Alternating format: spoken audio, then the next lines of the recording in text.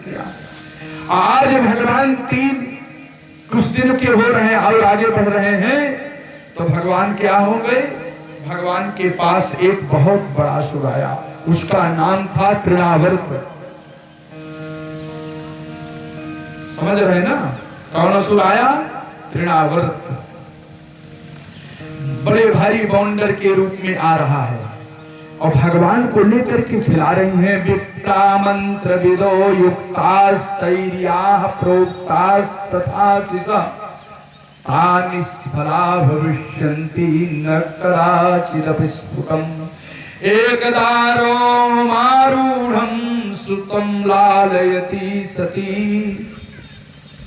गिरिमाणं गरिमाणं शिशोर्वोढुं नशेहे गिरिपूटवत्। बड़ी विचित्र है, छोटा सा बालक है, माँ जिसको हमेशा लिए रहती है। पता नहीं क्या हो गया कि अचानक माँ को ऐसा लगा कि अब बालक बहुत गंभीर हो गया, मानो जैसे कोई पहाड़ मैं उठा ली हूं, दब रही हूं। भगवान को लीला करना है तो कोई बहाना तो करेंगे। माँ को लगा कि जैसे मैं पहाड़ के नीचे दब रही हूं, बड़ी थक गई, हांफने लगी और भगवान कृष्ण को वैसे ही द्वार पर लेटा दिया। तब तक कोई गोपी आई, किसी कार्य के लिए माता यशोदा को बुलाया, याद किया, माता यशोदा तत्काल वहां चली गई। बालक तो बैठा है, खेलेगा थोड़ी देर, आ जाऊंगी। महाराज बस इतने पर तो तृणावर्त आ गया। तो भगवान जब माँ की गोद में थे तो छोटू थे, ठीक ना, लीला करने की इच्छा होने लगी तो मोटू हो गए, गंभीर हो गए। अब तृणावर्त का वध करना है तो भगवान क्या हो जाएंगे? छोटू मोटू फिर घोटू। अब परमात्मा भगवान श्री कृष्ण को उठा लिया बाउंडर ने और लेकर के आकाश में उड़ गया। और भगवान ने क्या किया कि उसका गला पकड़ा और गला पकड़ करके और सीताराम आकाश में ही उसको समाप्त कर दिया और नीचे एक चट्टान पर भगवान ने गिराया। दैत्यो नाम्ना तृणावर्तः कंसभृत्य प्रणोदितः और चक्रवात स्वरूपेण जहाराशीन मर्भकम्। अयसे गलग्रहण निश्चेष्टो दैत्यो निर्गतलोचनः अव्यक्तरावो न्यपतत् सह बालो व्यसुर्वजे। वो तो समाप्त हो गया महाराज, परम पद को प्राप्त हो गया। सुखदेव भगवान कहते हैं राजन ये सहस्राक्ष था जो पांड्य देश का राजा था और दुर्वासा के श्राप से ये तृणावर्त हो गया। भागवतापचार करने के कारण दुर्वासा जी ने इसको श्राप दे दिया और आज श्रापित तृणावर्त का उद्धार भगवान के हाथों हो गया। माँ ने भगवान को सात्विक दूध पिलाया तो भगवान ने माता को सात्विक दर्शन किया।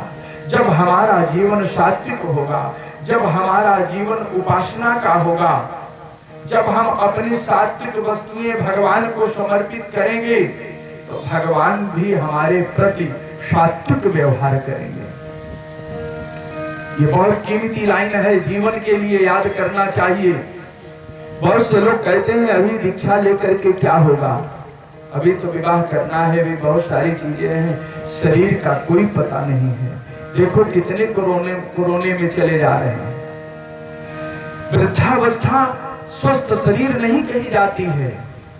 शरीर तो स्वयं में रोगायतनम भोगायतनम शरीर है।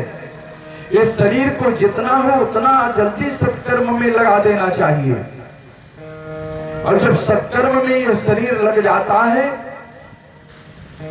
तो सात्विक प्रवृत्तियों का उदय होता है और उन सात्विक प्रवृत्तियां जब भगवान में समर्पित हो जाती हैं तभी साधक को सात्विक देवता के रूप में, आराध्य के रूप में, इष्ट के रूप में भगवान मिल जाते हैं।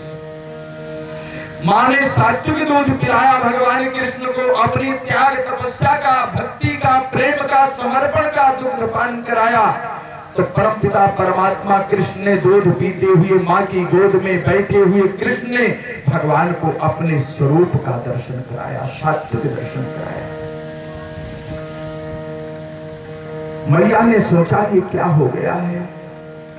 माता दूध पिला रही थी, दूध पिलाते हुए कभी पेट पर हाथ रख करके देखती कहीं ज्यादा तो नहीं हो गया, अपच न हो जाए।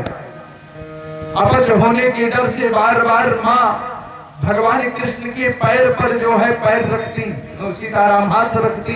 अब कभी कभी मुखमंडल को देखती कि सो तो नहीं गया है। और जब माँ देखने लगती तो भगवान फिर पीने लगते हैं, बच्चा तो बच्चा। अब माँ के इस व्यवहार को देख करके भगवान कृष्ण ने सोचा कि मेरी मैया को वेदांत का ज्ञान तो नहीं है।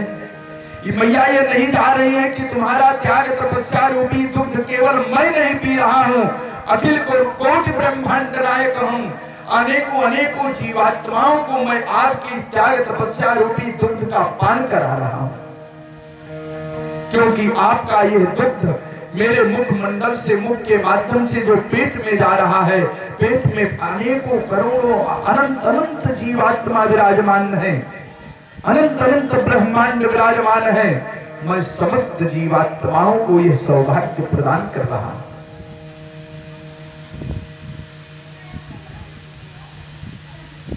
ये भगवान ने एक लीला किया, अपना मुख खोल दिया। जो ही मुख खोला तो मुख में अनेकों चीजें, अरे पूरा भारत देखा, पूरा विश्व देखा, ब्रह्मांड देखा, तारा गण, नक्षत्र गण, देवलोक, पृथ्वी लोक, सबका दर्शन किया। मैया सोच रही अब क्या हुआ, मेरी लग रहा है कि मुझको अब ज्यादा वृद्धावस्था आ गया है। मेरी दृष्टि में अब एक चीज चार चार चीजें दिखाई पड़ती हैं, एक वस्तु चार चार रूपों में दिखाई पड़ती है। तब तक नेत्र बंद करके बैठ गई, नेत्र बंद करके बैठी आश्चर्यचकित हो गई। तो नंद बाबा जी आ गए, क्या हुआ देवी जी? पता नहीं क्या हुआ, मेरे आंख में कुछ रोग हो गया है। जब मैं कन्हैया को देखती हूँ, मुख को देखती हूँ, तो इसके मुख में मुझको आकाश दिखाई पड़ता है, इसके मुख में हमको चंद्रमा दिखाई पड़ते हैं। कहाँ तक बताऊं, इसके मुख में तो मैं भी दिखाई पड़ती हूँ। ये भगवान की लीला। सावीक्ष विश्वम सहसा राजन संजात वेपतु शमील्य मृगशावाक्षी नेत्रे आसीत सुविस्मिता। वास्तव में ये दृष्टि का दोष है मां का, क्योंकि जैसी दृष्टि वैसी सृष्टि, और सृष्टिरेव सृष्टि, दृष्टिरेव सृष्टि, दृष्टि से ही सृष्टि का सृजन होता है। इसमें बहुत नहीं करना चाहिए। देखो एक बात और बताएं, जीवात्मा और परमात्मा दो है, और जीवात्मा जब परमात्मा से मिलना चाहता है, जब अपना सब कुछ समर्पण करता हुआ जीवात्मा कोई साधक भगवान को अपना बनाना चाहता है, तो बनाएगा कैसे? समर्पण के द्वारा, प्रेम के द्वारा भगवान को अपना बनाएगा। जब भी जीव अपने प्रेम के द्वारा, भक्ति के द्वारा, समर्पण के द्वारा उस ईश्वर को अपना बनाता है, ईश्वर में अपने आप को समर्पित करता है, नजदीकी प्राप्त करता है, तो ईश्वर और प्रेम के मध्य में एक ऐश्वर्य शक्ति है जो बाधक बनकर के आ जाती है। वो ऐश्वर्य शक्ति आ जाती है। जब ये ऐश्वर्य शक्ति अगर प्रभावी हो जाती है, साधना कमजोर है, ऐश्वर्य शक्ति प्रभावित हो गई, तब आप उस भगवान की कृपा से वंचित रह जाएंगे, नजदीक नहीं पहुंच पाएंगे। भले ही आप भक्त हैं, भले ही आप प्रेमी हैं, प्रेमी होना एक अलग बात है, लेकिन कोई आवश्यक नहीं है कि हर प्रेमी, हर भक्त ही भगवान को प्राप्त कर ले, उसका पतन भी होता है। इसीलिए कह रहे हैं कि जब प्रेमी भक्त का या कहीं पतन भी हुआ किसी कारण से, तो योग भ्रष्टो भी जाए थे, तो सुचीनाम श्रीमतांगे योग भ्रष्टो भी जाए थे। यदि किसी कारण से भजन की अवस्था में मेरी प्राप्ति होने के पूर्व ही साधक का पतन हो जाता है, तो मैं उसके ऊपर इतनी कृपा कर देता हूं कि किसी श्रीमान के घर में उसका जन्म हो जाता है और वो जहां से साधना बंद है वहां से वो पुनः साधना प्रारंभ करके मुझको प्राप्त कर लेता है। तो जब भी ईश्वर और प्रेम के मध्य में ऐश्वर्य शक्ति बाधा उत्पन्न करती है और साधक की निष्ठा स्नेह अधिक है, तो स्नेह शक्ति ऐश्वर्य शक्ति को अपना दासी बना करके उसको परास्त कर देती है और उस भक्त की विजय हो जाती है और वो जीवात्मा, वो भक्त परमपिता परमात्मा को प्राप्त कर लेता है। यही है, यशोदा जी एक जीवात्मा है, श्री कृष्ण भगवान परब्रह्म परमात्मा नारायण है और परब्रह्म परमात्मा और यशोदा रूपी जीवात्मा के सम्मिलन में प्रेम में किंचित ऐश्वर्य शक्ति ने बाधा उत्पन्न किया विश्व रूप दर्शन के माध्यम से। जब विश्व रूप दर्शन के माध्यम से ऐश्वर्य शक्ति ने भक्त और भगवान की मिलन में बाधा उत्पन्न किया, तो जो मैया आश्चर्यचकित हुई वह नेत्रों को बंद करके रोती हुई शांतचित्त होकर के बैठ गई। और ये रोना ही समर्पण है, रोना ही प्रेम है, ये रोना ही स्नेह है। इस प्रकार से समर्पण में, रोने में, स्नेह में माता की विजय हो जाती है और वो ऐश्वर्य शक्ति समाप्त हो जाता है।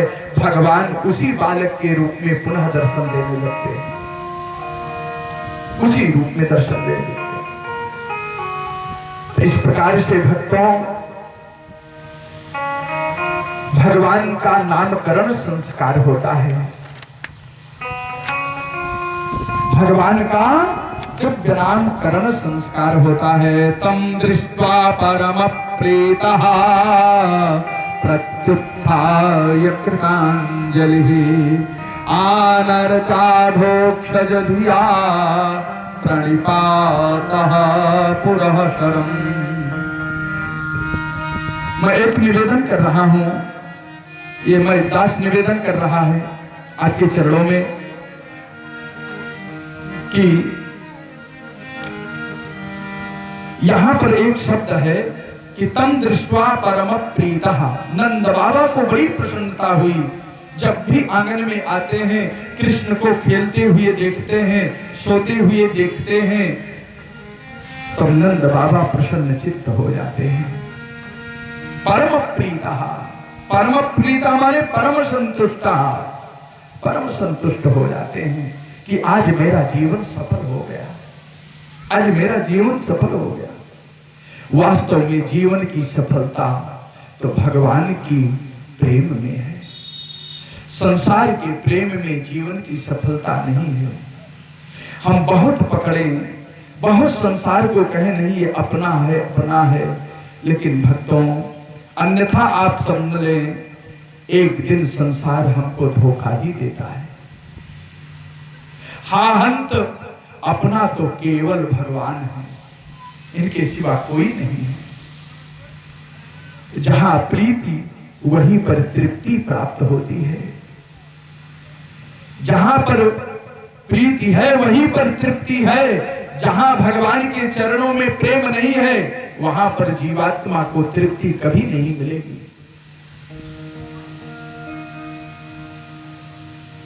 और जब ज्ञान रसीला होकर के नाचने लगता है, थिरकने लगता है, कमर थिरकने लगती है, समझ गए?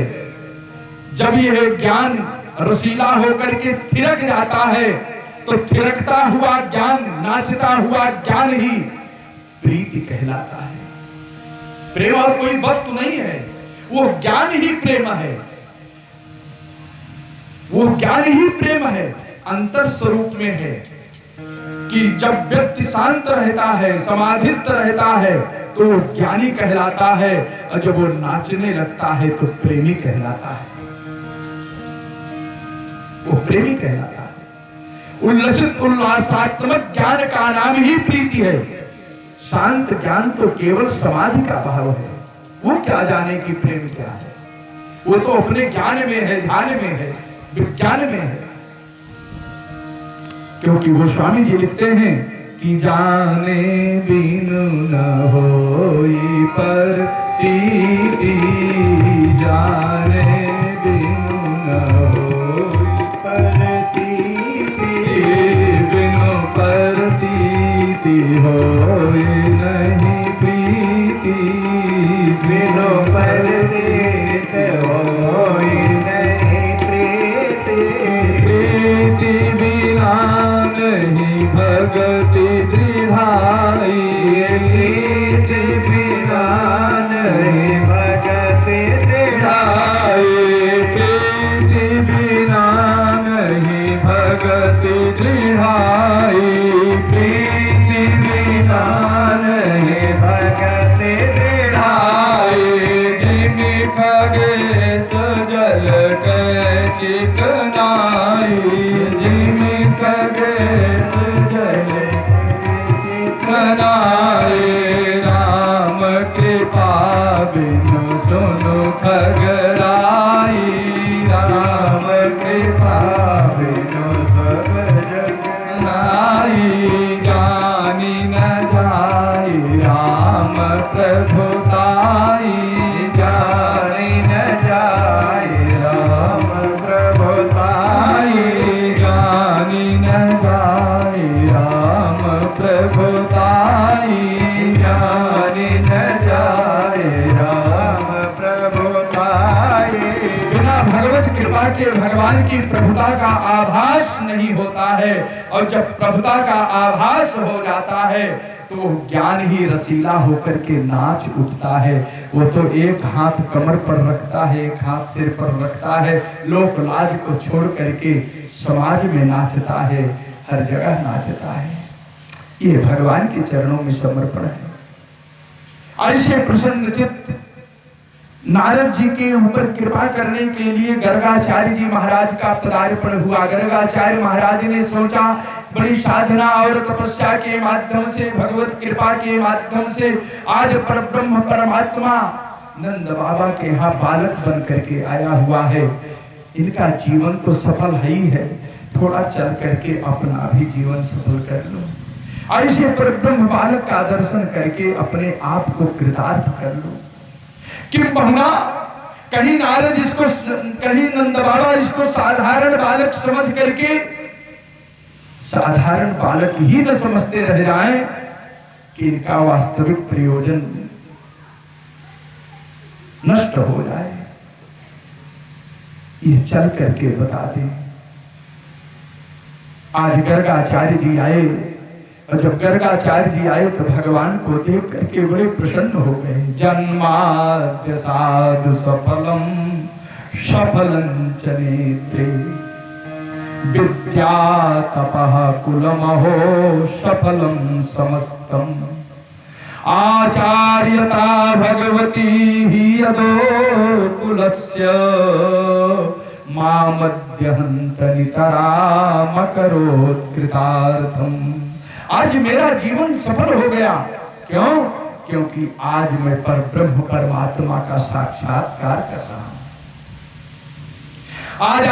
आज यदुकुल की आचार्यता, पुरोहिती कर्म मेरा सफल हो गया कि जो मैं परमात्मा का नामकरण करने के लिए चल रहा हूं। जीवन तो यही सार्थक है भक्तों।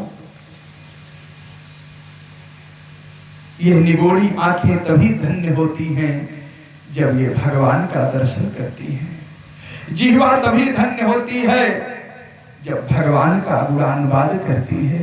ये मुख तभी धन्य होता है जब भगवान का स्वाद मिलता है।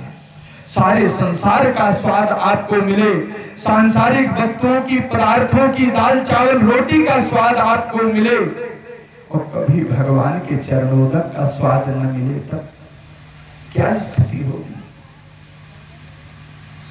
इसलिए इस कथा से शिक्षा लेना चाहिए। हमको आज से भगवान का स्वाद लेना है। आज से ये संकल्प लेना है कि कहीं नौटंकी की नाच होगी हम नहीं देखने जाएंगे। क्या देखने जाते हैं भैया? क्या कहते हैं लोग? कहीं नौटंकी की नाच देखेगा। बड़े भाव से कहते महाराज नौटंकी की नाच हो रही, चले देखा है। हमने कहा भैया कृपा करा हम वैसे रहा। जब व्यक्ति किसी पर नाराज होता है तो डांटता है, कहता है आप बड़े नौटंकीबाज हो, अब सब कुछ तो हो गया, यानी बड़े दुष्ट हो। तो अब बताओ जहां नौटंकी होगी वहां क्या भक्ति का पाठ पढ़ाएंगे? अश्लील बातें, अश्लील हरकतें, अश्लील प्रदर्शन, यही नौटंकी होती है। और उसको देखने से कहीं कभी कल्याण नहीं होगा। तो स्वाद मिलना है, स्वाद लेना है तो भगवान का स्वाद लीजिए, देखना है तो भगवान को देख लीजिए